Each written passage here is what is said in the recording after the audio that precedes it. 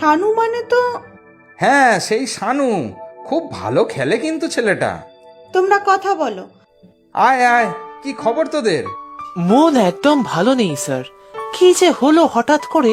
সেটাই তো চিন্তা রে। কি করব কিছুই তো বুঝতে পারছি না। এত বড় জমিটা কাদের যে ছিল তাও তো জানি না। সেটাও যদি একবার জানা যেত। জানলে কি হতো স্যার? জমির কাগজপত্র তো এখন সব ওনাদের কাছে। তা ঠিক। সেই ছোটবেলা থেকে এই মাঠটায় খেলেছি। তখন নির্মল কাকু ছিল। গ্রামের সব বাড়ি বাড়ি ঘুরে সব বাচ্চাদের নিয়ে যেত মাঠে। তারপর ফুটবল খেলা হতো।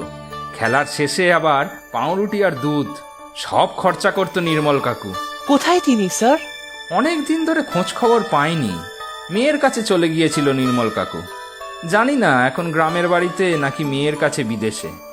স্যার, একবার ওনার সাথে কথা বলতে পারতেন। উনি যদি মাঠের জায়গাটার মালিকের ব্যাপারে জানতেন। সাবাস শানু, ঠিক বলেছিস। উনি নিশ্চয়ই জানবেন। অনেক পুরনো লোক এই গ্রামের। তবে ওনাকে পাবো কোথায়? স্যার, একবার ওনার বাড়ি গিয়ে দেখলে হয় না? অন্য কেউ তো থাকবেন। না, ওনার এখানে কেউ নেই। উনি তো শেষের দিকে একাই থাকতেন। তবে ফুটবল মাঠে ঠিকই আসতেন, যে করেই হোক। স্যার, আপনি তো ওনার বাড়ি চেনেন। চলুন না একবার দেখেই আসি। হ্যাঁ ঠিক তো। তাহলে চল যাই, একবার দেখেই আসি। চলুন স্যার। আরে কোথায় চললে? দাঁড়াও আগে, ওরা লাড্ডু খাক তারপর যাও। আমরা এক্ষুনি আসছি, এসে লাড্ডু খাবো। হ্যাঁ, দেখি কোনো ভালো খবর পাই নাকি। তাহলে লাড্ডু আরো মিষ্টি লাগবে খেতে। আচ্ছা তাড়াতাড়ি এসো কিন্তু, সকাল থেকে তো কিছুই খাওনি। সত্যি কাকু, আপনার সাথে এসেই দেখা হয়ে যাবে ভাবতেই পারিনি। কবে এলেন মেয়ের বাড়ি থেকে? এই তো কালে রাতেই ফিরেছি। কতগুলো কাজ আছে, তারপর চিরস্থায়ীভাবে চলে যাব আমার মেয়ের কাছে। এখানে একা থাকতে আর বড় সাহস পাচ্ছি নে। তোমাদের বলো, কি খবর? কোনো ফুটবল টুর্নামেন্ট আছে নাকি? একটা খারাপ খবর আছে নির্মল কাকু, শুনলে আপনি খুব দুঃখ পাবেন। কেন অজয়, কি হয়েছে বলো তো? আমাদের এতদিনের পুরনো ক্লাবটা আর নেই। মাঠটাও দখল হয়ে যাচ্ছে। ফুটবল খেলার যে গৌরব আমাদের গ্রামের, তা শেষ কাকু, সব শেষ। আমরা আর খেলতে পারবো না দাদু ওই মাঠে। কখনো খেলতে পারবো না। ফ্ল্যাট তৈরি হবে ওখানে, মাঠ আর থাকবে না। মানে কি বলছো তোমরা? ক্লাব নেই, মাঠও নেই? হ্যাঁ, আপনি ঠিকই শুনছেন।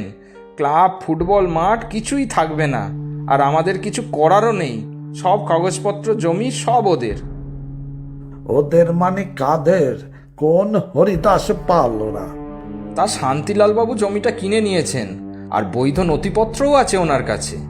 বৈধ নথিপত্র? বলি মামা বাড়ি পেয়েছেন নাকি রে? ওই শানু, বল না তুই। হ্যাঁ স্যার, ঠিকই বলছেন। পুলিশেও কিছু করতে পারবে না, আদালতের আদেশ। বললেই হলো আমি উচ্চ আদালতে যাব? এ কি মগের বলল কে নাকি? জমির মালিক জানলো না আর জমি বিক্রি হয়ে গেল। মানে আপনি জানেন জমিটা কার? তাহলে তো খোঁজ নেওয়া যাবে। শোনো বাবা, খোঁজ নিতে আর কোথায় যাবে? ওই জমির মালিক তো আমি। সব বৈধ কাগজপত্র আছে আমার কাছে। কি আশ্চর্য! তাহলে আর চিন্তা কি?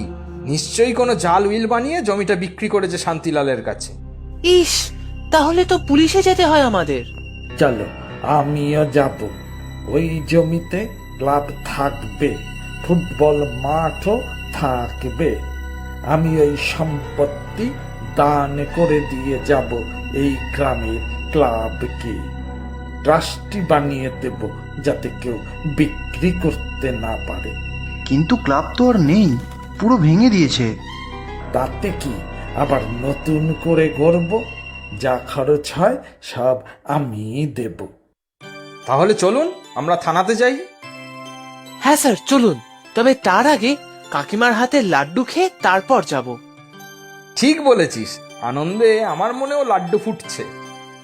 আমারও কিন্তু লাড্ডু চাই।